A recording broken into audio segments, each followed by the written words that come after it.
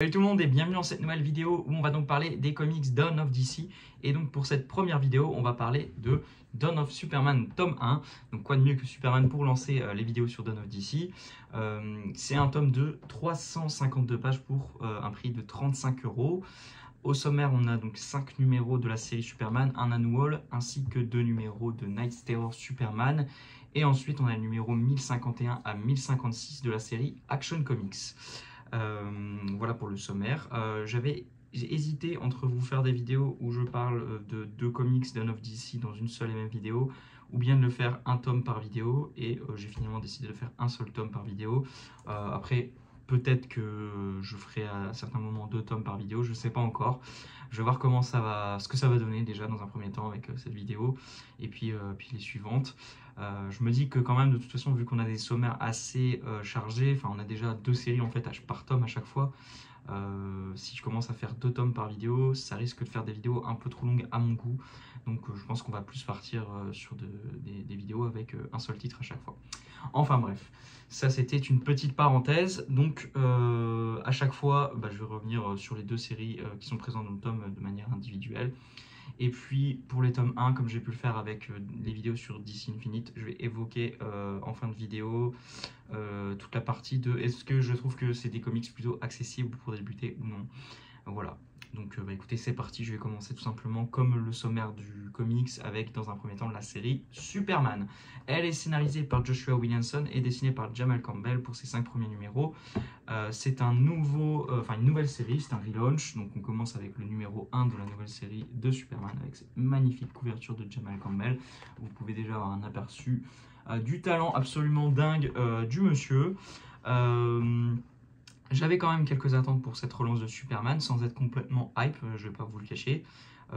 Williamson, c'est un scénariste que j'aime bien, mais après, voilà, je suis pas non plus complètement fan. Il y a des fois où juste ça me plaît sans plus, et des fois où j'aime beaucoup.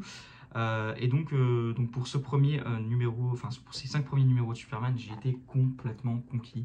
Franchement, c'est juste génial. J'ai adoré. C'est vraiment un coup de cœur pour moi ce premier arc de Superman. C'est hyper efficace et gros kiff. Donc au niveau de la trame scénaristique, donc Superman est revenu sur Terre après tout ce qui s'est passé dans Superman Infinite.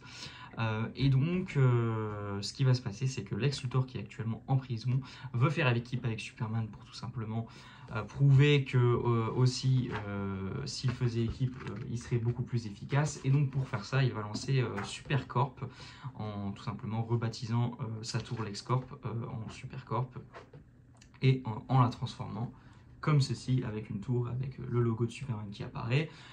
Bien évidemment, Superman est plutôt réticent au début et se méfie pas mal de Luthor, sauf qu'il va se passer une espèce d'invasion de personnages, de parasites dans Metropolis, et donc il va être un peu contraint au début de faire équipe avec Luthor, et puis dans l'ombre, on va avoir une espèce d'équipe de méchants qui seraient très liés au passé de Lex Luthor, qui sont en train de faire certaines machinations et qui en savent qui en savent pas mal sur le passé de Metropolis, sur le passé de Lex Luthor, tout ça.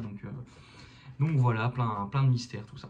Donc ça, c'est un peu le pitch de ce premier arc que j'ai beaucoup aimé, que j'ai trouvé vraiment génial à suivre. Enfin, j'ai vraiment dévoré les 5 premiers numéros, c'était un pur kiff à lire. Ce qui est aussi très bon, c'est la partie écriture des personnages. Joshua Williamson s'en sort vraiment super bien sur l'écriture des personnages, et notamment Superman et Lois, qui sont vraiment le cœur pour moi d'un récit Superman. Donc voilà, ils sont super attachants, et vraiment ils sont fidèles à ce qu'ils doivent représenter. Et Superman, qui même s'il se méfie de Luthor, peut pas s'empêcher quand même d'essayer encore une fois d'essayer de lui faire confiance, et de se dire que peut-être il pourra changer pour le mieux. C'est vraiment tout aussi ce que représente Superman, tous les messages qu'il véhicule, je trouve, et ça c'est vraiment génial. Donc voilà, il y a aussi son amitié avec Jimmy Olsen qui est juste super. Enfin, on retrouve tout ce qu'on aime dans du Superman. Enfin, en tout cas moi, tout ce que j'aime, toutes les cases sont cochées, donc franchement c'est génial.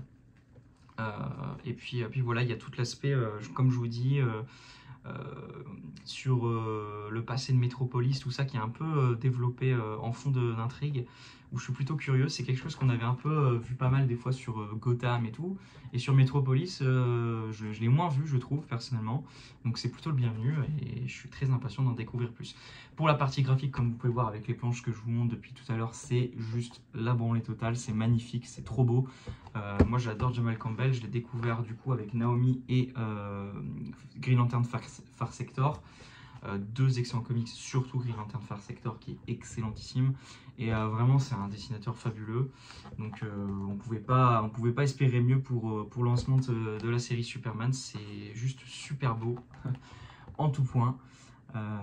Et puis voilà, il nous régale avec un personnage de Superman vraiment rayonnant et super bien dessiné. Et puis quand il faut passer à l'action, bah, on en prend plein aux yeux, et voilà, donc tout simplement kiffant. Ce que j'ai aussi adoré, il y a un personnage et son design que je trouve incroyable, c'est ce personnage-là, c'est Marine Moonlight. Je la trouve vraiment superbe. Je suis trop fan, c'est une espèce de Zorro version fantôme entre guillemets.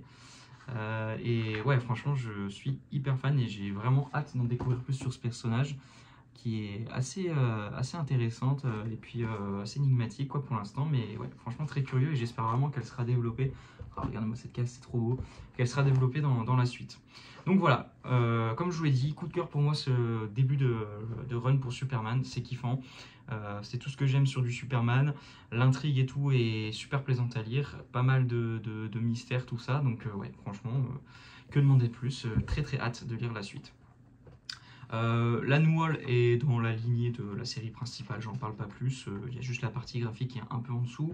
Et après pour les numéros Night Terror, pareil, je vais assez rapidement dessus. Bon, la partie graphique là est moins satisfaisante, c'est Tom Riley au dessin, sans que ce soit moche hein, bien évidemment, mais c'est quand même, bah, voilà, il souffre un peu de la comparaison avec Jamal Campbell forcément.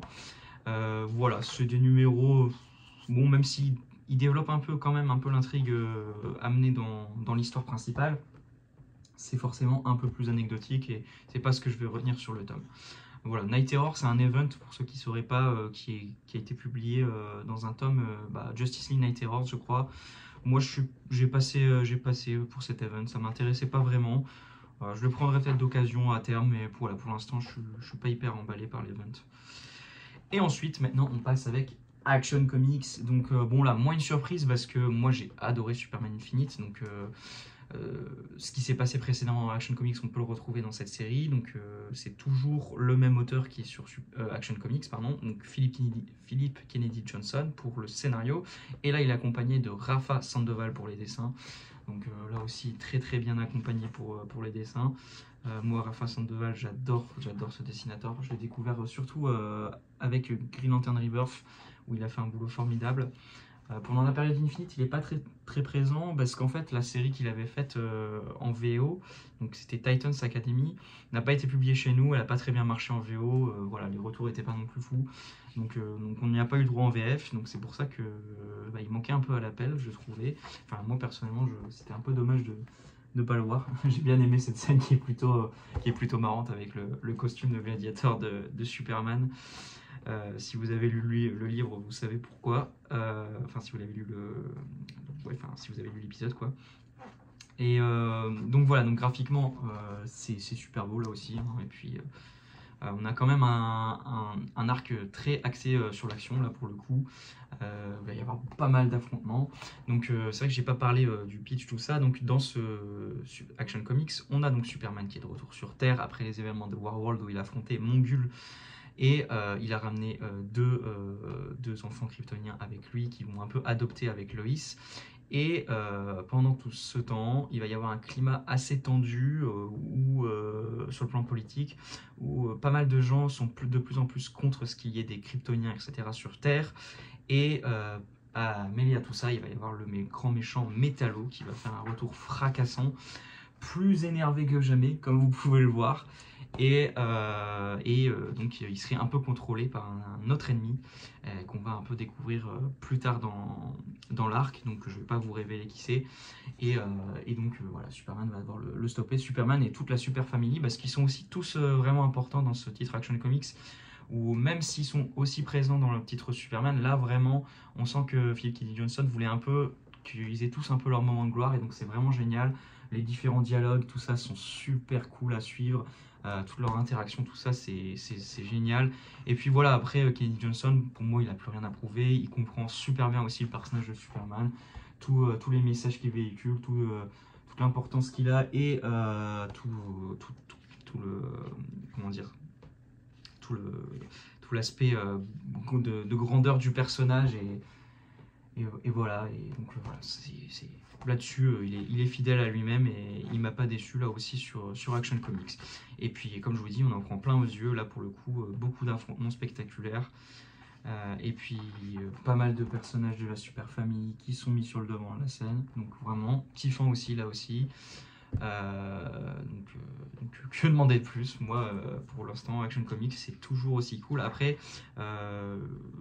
il reste pas encore très très longtemps hein, sur la série, il va bientôt s'en aller. Donc on va tâcher d'en profiter le plus longtemps possible, et espérer que ça soit encore aussi bon par la suite. Voilà, donc bilan de ce premier Dawn of DC tome 1, Dawn of Superman tome 1.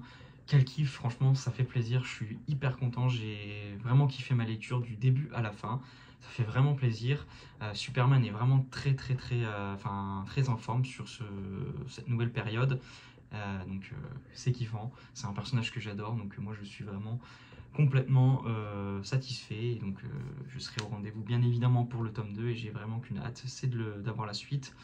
Donc voilà, franchement, Dawn of DC pour l'instant c'est du tout bon, et j'espère que les titres seront tout aussi qualitatifs, et comme vous avez pu pouvoir le voir dans Dawn of JSA, franchement pour l'instant on est encore très très bien servi, je trouve. Voilà, donc petite parenthèse sur est-ce que je trouve que c'est accessible ou pas. Il y a quand même tout un background sur Warworld, surtout pour la partie d'Action Comics, où on part d'un statu quo quand même assez costaud, donc c'est pas le comics le plus accessible. Maintenant, moi je fais quand même partie des gens qui trouvent que en soi, c'est limite, avec un premier tome, on peut se lancer assez facilement, je trouve. Bon, il y a des points d'entrée plus ou moins intéressants, bien évidemment. Enfin, ça sera toujours plus intéressant de commencer du Batman, je trouve, par exemple, avec le run de Scott Snyder, que le run de Grant Morrison, bien évidemment. Mais voilà, je trouve que dans l'ensemble, à un moment, on peut quand même prendre les choses en main avec n'importe quoi. Et bon, ça reste pas le meilleur point d'entrée, parce que comme je vous dis, on part d'un statu quo quand même assez marqué, tout ça. Mais c'est faisable, je trouve. On a une remise en contexte, tout ça, pour resituer tout ça. Donc je pense que vous pouvez y aller. Vous comprendrez peut-être pas tout, mais dans l'ensemble, je trouve que ça va. Voilà, donc pour cette petite parenthèse sur ça. Donc bah écoutez, j'espère que cette vidéo vous aura plu. N'hésitez pas, comme d'habitude, à donner votre avis sur le comics, ce que vous en avez pensé, tout ça. Est-ce que si vous avez aimé, est-ce que vous allez continuer, enfin bref, ce genre de choses. Et puis on se dit à très bientôt pour une prochaine vidéo. On parlera du coup de Dawn of JSA. Et puis d'ici là, prenez soin de vous. Salut tout le monde.